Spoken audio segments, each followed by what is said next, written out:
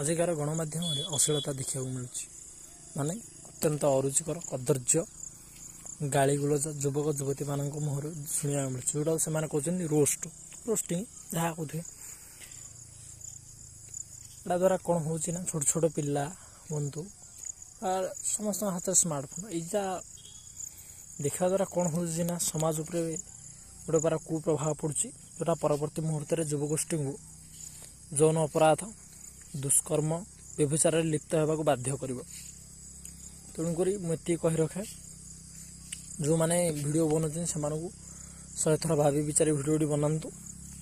ଯେଉଁମାନେ ଦେଖୁଛନ୍ତି ସେମାନେ ସତର୍କ, ଏଇଟା ଆପଣଙ୍କ ଶରୀର ମନ ଉପରେ କୁପ୍ରଭାବ ପକାଇବ। ତୃତୀୟରେ, ଆପଣମାନେ ଯେଉଁମାନେ ୟୁଟ୍ୟୁବ୍ ହୁଅନ୍ତୁ, ଫେସବୁକ୍ ହୁଅନ୍ତୁ, ଇନଷ୍ଟାଗ୍ରାମ୍ ଯାହା ଦେଖୁଛନ୍ତି, ଭଲ ଜିନିଷଟା ଦେଖିବାକୁ ଚେଷ୍ଟା କରନ୍ତୁ। କାରଣ ଅଶ୍ଳୀଳତା ହେଉଛି ଏକ ଅତ୍ୟନ୍ତ ଖରାପ ଜିନିଷ। ତେଣୁ ଯଦି ଆପଣଙ୍କୁ ଭିଡ଼ିଓ ଭଲ ଲାଗୁଛି, ଲାଇକ୍ ସବସ୍କ୍ରାଇବ୍ କରିବେ। ଧନ୍ୟବାଦ।